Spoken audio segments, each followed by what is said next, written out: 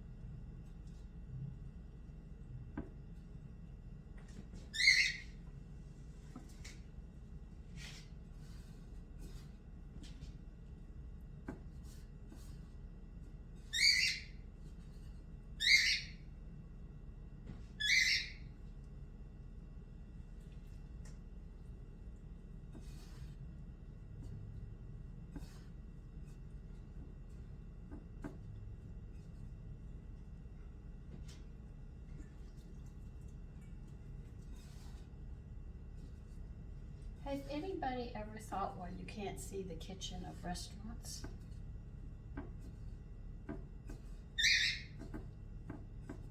It's what they do in there they don't want you to see. When we ate out Whataburger, we could see them making our hamburgers right there. And cooking the fried pies and all, we could actually see what they were doing. And when we went to the Red Barn, I don't even know if they're still around, but when we went to the Red Barn, the grill and the cooking was right there and we could see it. No hiding anything from us. When you sit there and, where else? If you went to a picnic or a grill, you could see what they were doing. You saw what everybody did and cooked. But up here, you can't see the kitchens and you don't know what goes on. Unless you get back there and you actually see what goes on back there. I noticed some people get on my channel and they nitpick about the bird, or they'll nitpick about this, or they'll nitpick about that. I'm cooking for my family. I'm not in a restaurant. And another thing, if you're in a restaurant, you should go and see what goes on in the back of that kitchen and where they store the food. It has been found that after they close the restaurant down, there are rats running around. They have old foods sitting around. You'll find out they use microwaves more than cooking food. They sit there, they have grease buildup. You don't have people cleaning their stoves when they're done. These are industrial stoves. You could see a mess. You really can. Now when you see how they just instant food up and they're not really preparing it, you get a good idea. You shouldn't nitpick on women at home who are cooking. If I cried or I did something, my mother wiped my tears with her apron. Grandma did things. We're cooking for our family. When you cook for somebody else, you have to have nets on your hair. You have to do a lot of certain things. But when it comes down to home cooking, we are a bit different. We don't stick by the regime that they do. So don't judge so quick or nitpick on things that you don't like. If you don't like it, you don't do it in your kitchen. If you don't like something, you don't have to watch it. You don't have to see it. If you want to see it, you see it. It's just as simple as that. You have that right, but you don't have a right to step in somebody else's place. So you shouldn't. You can suggest to other people, but your freedom of your speech and of your being is to the tip of your nose. That's all you have. You can express yourself, But you don't have a right to butt in on people or anything else because they are living their life. People who break the law and stuff, they do not respect that freedom that goes to the tip of your nose. They do everything to hurt you. They'll do everything to put you down and everything else. We have to learn to respect and understand that each of us are individuals in and of ourselves. And this place would be a lot better. People don't agree with me, that's fine. I don't sit there and say you have to believe me. I know having young children, I have to be responsible for them, so I have to think for them and protect them and everything else, just like my husband had to protect his family, me, and the children. This is when sometimes you have to step over the boundaries. But we should learn to respect and not step on everybody and put everybody down. Try being more encouraging, and we might have a nicer place. Now this is going to have to sit for about 30 minutes because they're moist, and I want to put a second layer of flour on them, and then we'll start frying them after they sit, after that second setting. Okay, I'm going to drench them with flour again.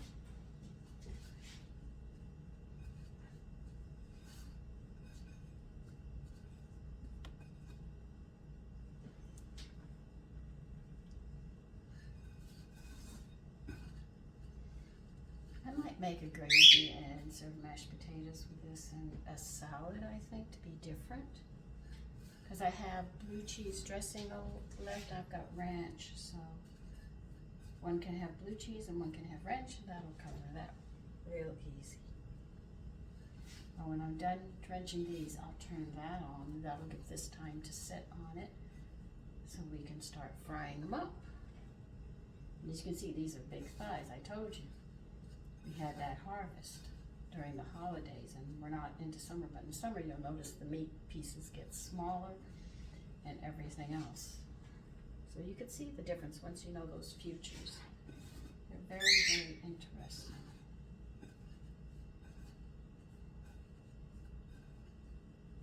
Is that a bone? Oh yeah. Let me see if I can pull it off. No, I'm gonna have to get a knife and cut that off.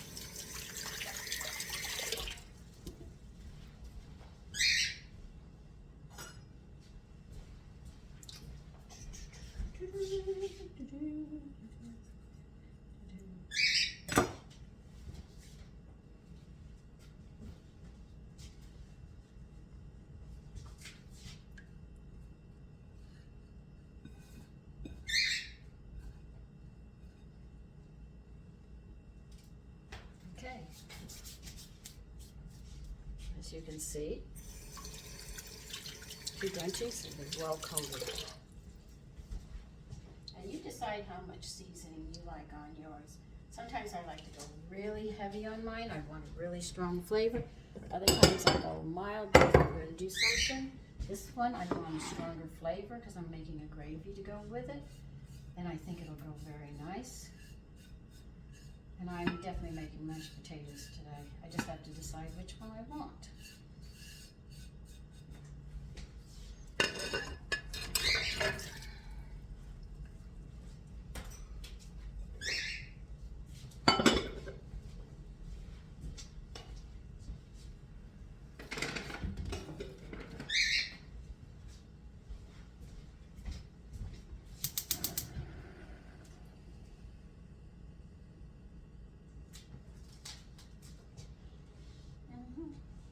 Now we just have to wait. Because I'm using my all-blend, which is 4 oils with butter, I'm going to have a different flavor this time than I did when I used the corn oil and butter. So every time you use different oils and you mix them with butter or you mix your oils up, you're going to end up with different flavors in your food.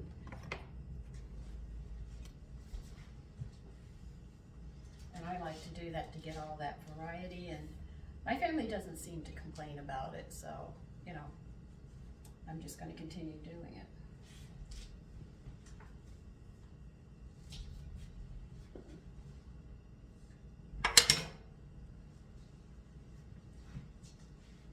So the potatoes.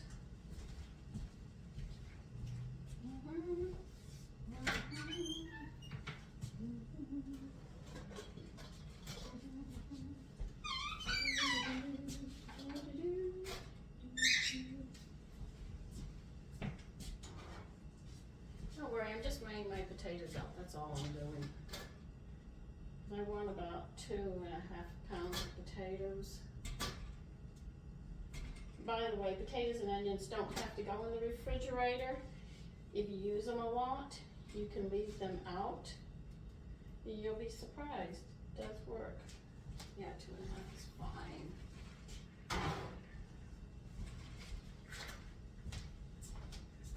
See, I just weighed my potatoes.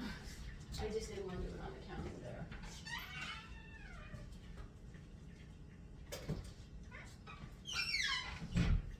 So you use a lot of potatoes and you use a lot of onions.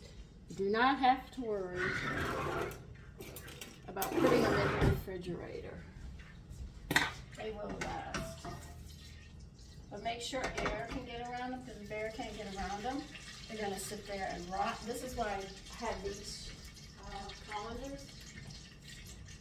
I only have 2 of them. But I have my onions and potatoes in them, and as you can see, they get a lot of air around them.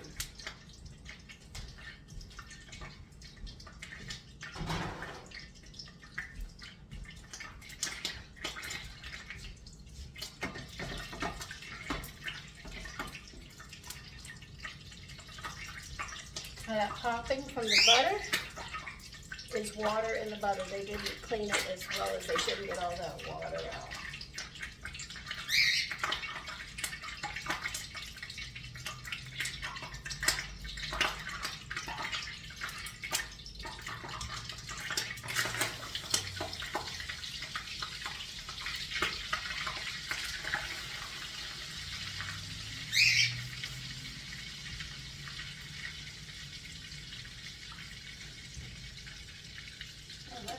You down in a hurry, didn't it? Now I'm thinking about cooking these in a gravy, and that's what I'm thinking about right now. That if I make the mashed potatoes and I finish cooking these in the gravy, I'll have all that flavoring, and then I can sit there and put the chicken and the mashed potatoes pretty much together, because they'll be next to each other. I can take the gravy and just put over both of them, and then have a green salad. And I think it'll be colorful, and I think it'll, because when you prepare meals, you have to think of color as well.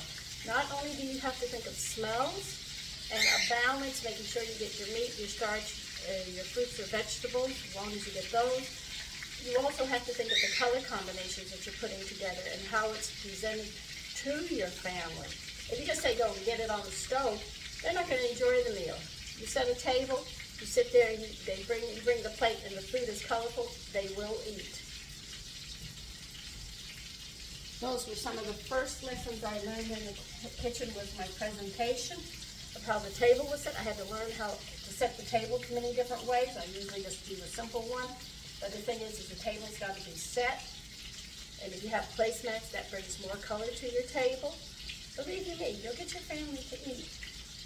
But if you have everything the same color, like you have, let's see, just think of everything in brown, and you don't have any color contrasting it, it becomes a bland meal.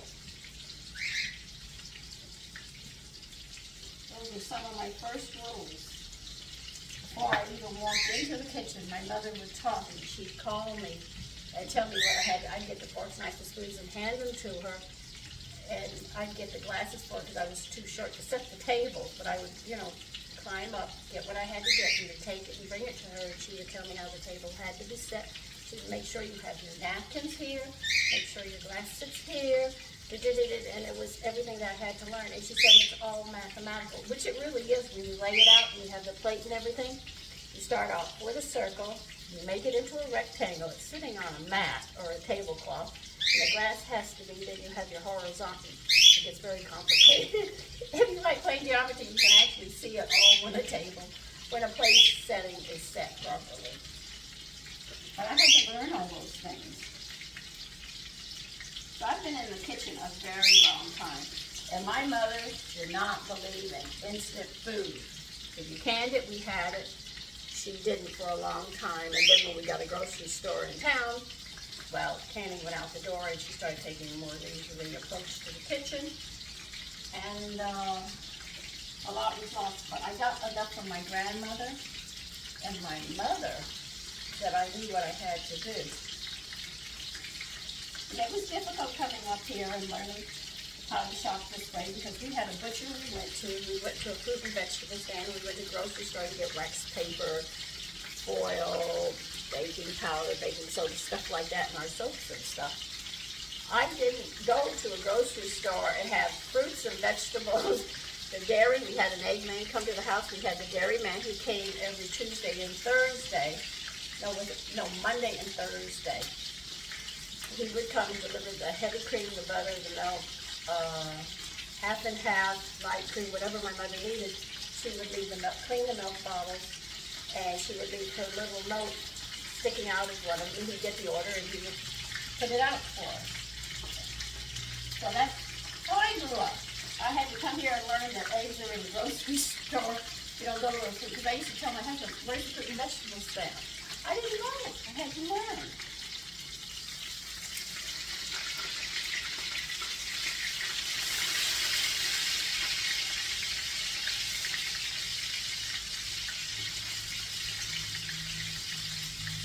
There's a lot of different things that you have to learn. So I learned a lot.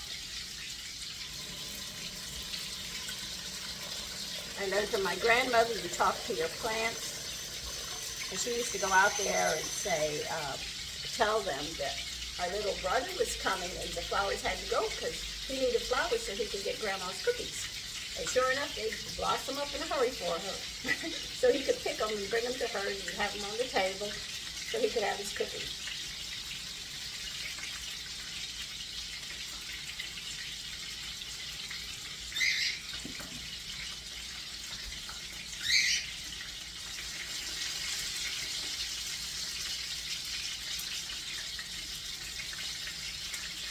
So we're going to continue doing this. When I go to make the gravy stuff, I'll bring you on over and you'll see.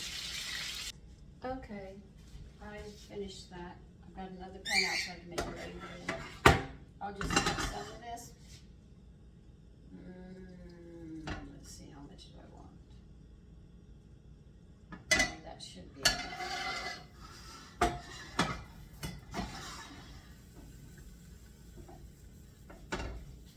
Let me get a mat, get that off the stove. I'm going to get some flour in here and we will proceed to start making a gravy. This time I'm using potato water to make my gravy instead of a stock because I had used some potatoes and I saved the water to cook with.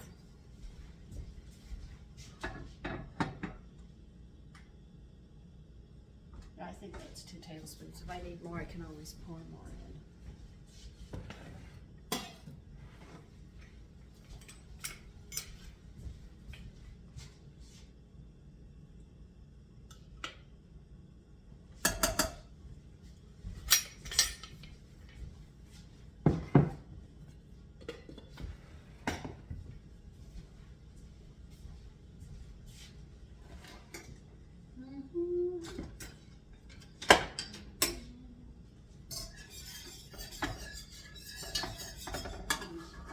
Over here, I did promise you.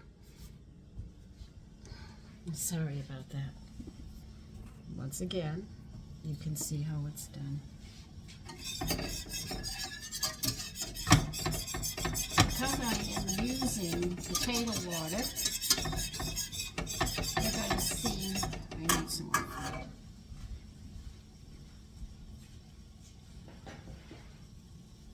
I already used whole wheat flour frying the chicken, so I can use some white flour and I won't have to worry. And we will be adding lecithin into this because it is a gravy and it is a lot of fatty.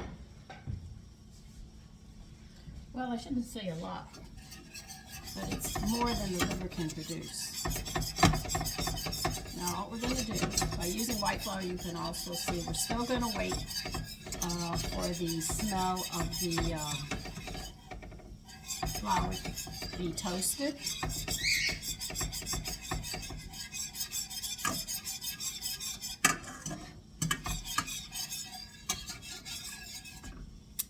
I still need more flour. Sorry about that. I'm going to come back and work till I get it the right way I want it. So this gravy is going to be lighter because of the potato.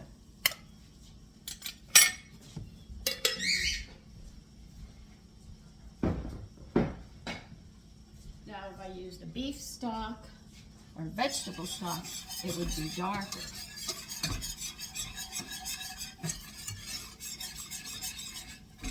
Okay, now I've got it where I want it.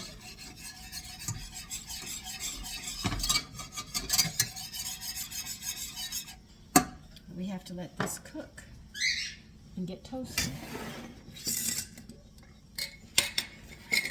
So see, this is my potato water, and it's light, so when I pour it in here, this is going to have more of a light texture. And you've seen me pour stock in, my vegetable stock and beef stock, and you see how dark it is. That will dictate the gravy. Now this is an old recipe to make gravy with chicken, except my mother would leave the bones in on the chicken. But this is a little different. We're bringing a modern twist to a very old way.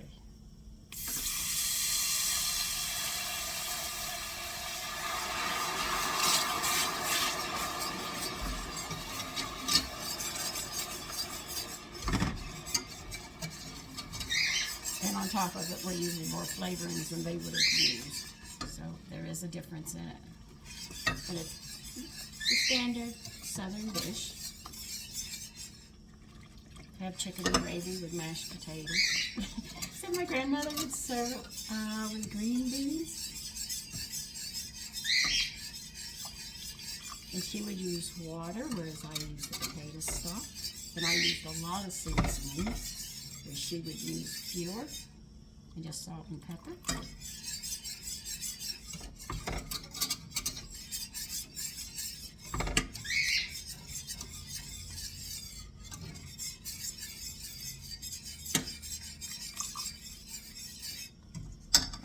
Some water now.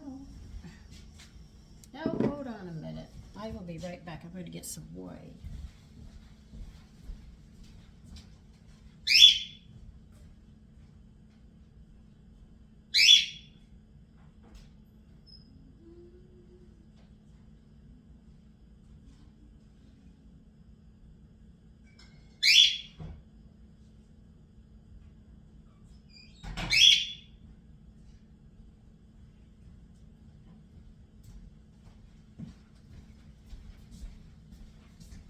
Now, I told you whey is the byproduct of making cheese. And because I make cottage cheese and I make ricotta, I hope someday to get the equipment that I need to make mozzarella.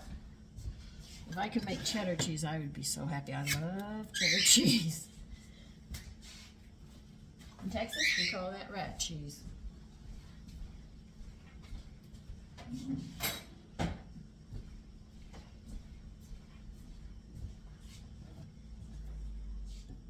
Now the sediments you see down here, you can use. There's no problem with them.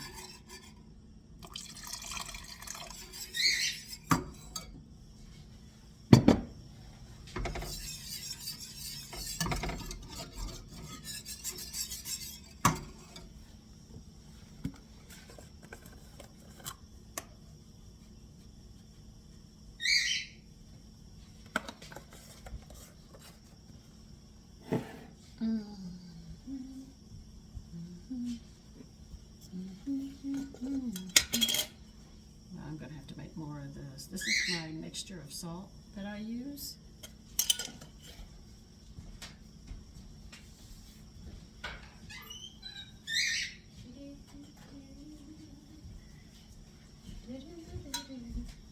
Here are the meat seasonings, and we're going to put in a good tablespoon, because we're going to bring that flavor just all the way around in the whole dish.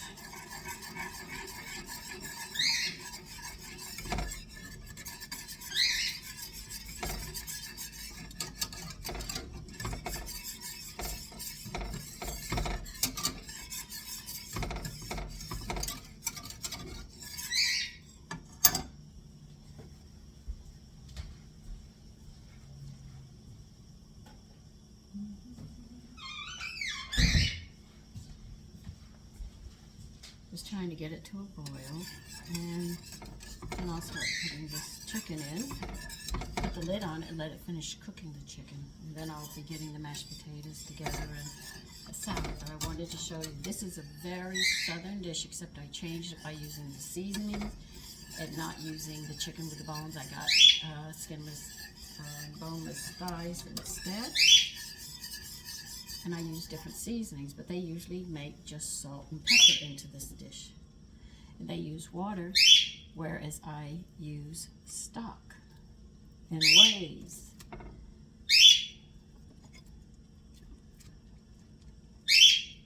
And this can just cook. Here are your drippings. Do not let those go to waste either.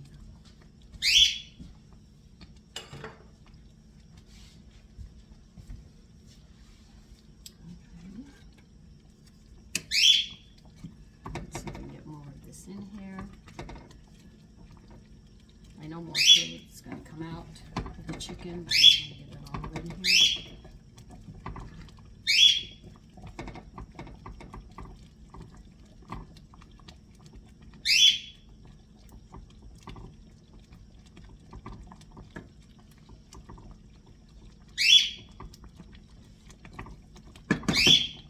Turn this down on simmer, get a lid, and let this baby cook and get all those flavors together. And that's it, how you make chicken in a gravy. A very southern dish, except that we just changed it just a little around, give it more flavor, make it more nutritious, and it worked.